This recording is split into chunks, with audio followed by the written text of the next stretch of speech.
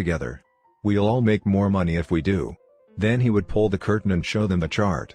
Now which of you is going to win the trip to Bermuda? It was like telling one flower to grow and watering another, like saying firings will continue until morale improves. He wanted cooperation. He wanted his people to work together, to share ideas, to all benefit from the effort.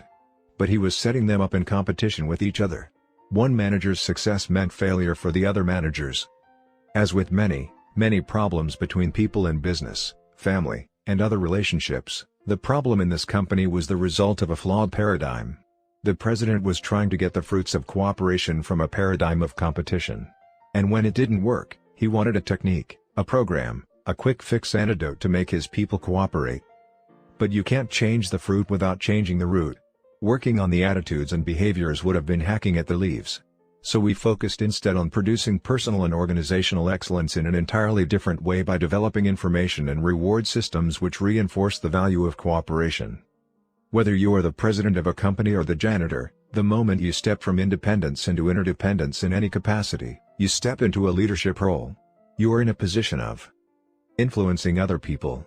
And the habit of effective interpersonal leadership is think win/win. 6 Paradigms of Human Interaction. Win/win is not a technique, it's a total philosophy of human interaction. In fact, it is one of 6 paradigms of interaction. The alternative paradigms are win/lose, lose/win, lose/lose, win, and win/win or no deal. Win/win. Lose/lose. Win/lose. Lose/win. Win. Win/win or no deal. Win/win. Win/win is a frame of mind and heart that constantly seeks mutual benefit in all human interactions. Win/win means that agreements or solutions are mutually beneficial, mutually satisfying. With a win/win solution, all parties feel good about the decision and feel committed to the action plan. Win/win sees life as a cooperative, not a competitive arena. Most people tend to think in terms of dichotomies, strong or weak, hardball or softball, win or lose. But that kind of thinking is fundamentally flawed. It's based on power and position rather than on principle. Win/win is based on the paradigm that there is plenty for everybody, that one person's success is not achieved at the expense or exclusion of the success of others. Win/win is a belief in the third alternative. It's not your way or my way, it's a better way, a higher way. Win/lose. One alternative to win/win is win/lose, the paradigm of the race to Bermuda. It says if I win, you lose. In leadership style, win/lose is the authoritarian approach, I get my way, you don't get yours. Win/lose people are prone to use position, power, credentials, possessions, or personality to get their way. Most people have been deeply scripted in the win/lose mentality since birth. First and most important of the powerful forces at work is the family. When one child is compared with another, when patience, understanding or love is given or withdrawn on the basis of such comparisons, people are into win/lose thinking. Whenever love is given on a conditional basis, when someone has to earn love, what's being communicated to them is that they are not intrinsically valuable or lovable. Value does not lie inside them, it lies outside. It's in comparison with somebody else or against some expectation. And what happens to a young mind and heart, highly vulnerable, highly dependent upon the support and emotional affirmation of the parents, in the face of conditional love? The child is molded, shaped, and programmed in the win/lose mentality.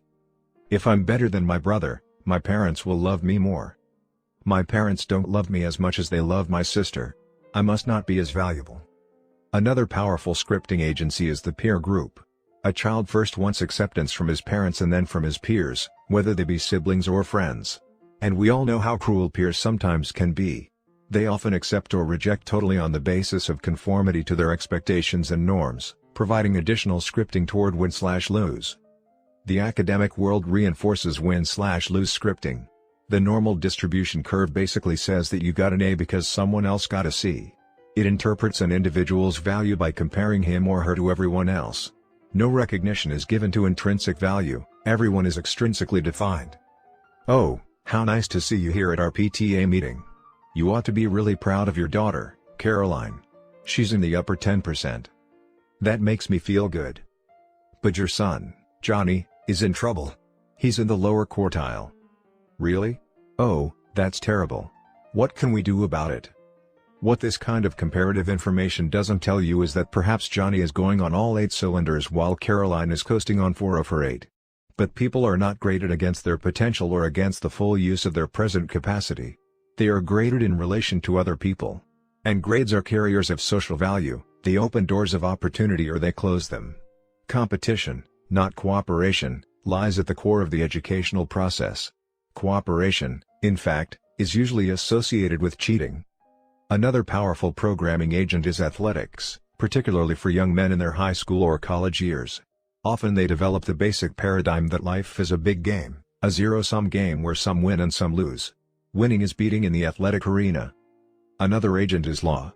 We live in a litigious society. The first thing many people think about when they get into trouble is suing someone, taking them to court, winning at someone else's expense. But defensive minds are neither creative nor cooperative. Certainly we need law or else society will deteriorate. It provides survival, but it doesn't create synergy. At best it results in compromise. Law is based on an adversarial concept.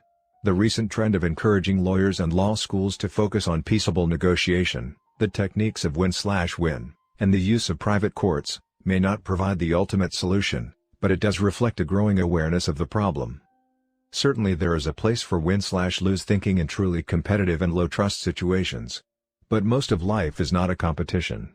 We don't have to live each day competing with our spouse, our children, our coworkers, our neighbors, and our friends. Who's winning in your marriage?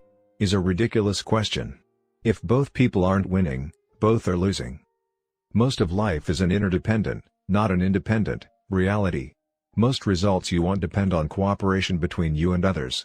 And the win-slash-lose mentality is dysfunctional to that cooperation. Lose-slash-win. Some people are programmed the other way, lose-slash-win. I lose, you win. Go ahead. Have your way with me. Step on me again. Everyone does. I'm a loser. I've always been a loser. I'm a peacemaker. I'll do anything to keep peace. Lose-slash-win is worse than win-slash-lose because it has no standards, no demands, no expectations, no vision. People who think lose-slash-win are usually quick to please or appease. They seek strength from popularity or acceptance. They have little courage to express their own feelings and convictions and are easily intimidated by the ego strength of others. In negotiation, lose-slash-win is seen as capitulation, giving in or giving up.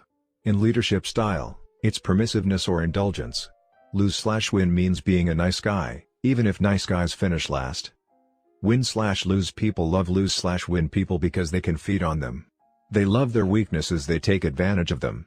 Such weaknesses complement their strengths. But the problem is that lose-slash-win people bury a lot of feelings. And unexpressed feelings never die, they're buried alive and come forth later in uglier ways.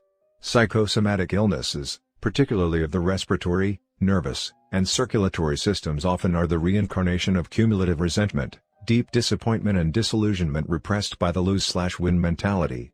Disproportionate rage or anger, overreaction to minor provocation, and cynicism are other embodiments of suppressed emotion. People who are constantly repressing, not transcending feelings towards a higher meaning find that it affects the quality of their self-esteem and eventually the quality of their relationships with others. Both win-slash-lose and lose-slash-win are weak positions, based in personal insecurities. In the short run, win-slash-lose will produce more results because it draws on the often considerable strengths and talents of the people at the top. Lose-slash-win is weak and chaotic from the outset. Many executives, managers, and parents swing back and forth, as if on a pendulum, from win-slash-lose inconsideration to lose-slash-win indulgence. When they can't stand confusion and lack of structure, direction, expectation, and discipline any longer, they swing back to win-slash-lose until guilt undermines their resolve and drives them back to lose-slash-win until anger and frustration drive them back to win-slash-lose again. Lose-slash-lose. When two win-slash-lose people get together, that is, when two determined, stubborn, ego-invested individuals interact, the result will be lose-slash-lose. Both will lose. Both will become vindictive and want to get back or get even, blind to the fact that murder is suicide, that revenge is a two-edged sword. I know of a divorce in which the husband was directed by the judge to sell the assets and turn over half the proceeds to his ex-wife. In compliance, he sold a car worth over $10,000 for $50 and gave $25 to the wife. When the wife protested, The court clerk checked on the situation and discovered that the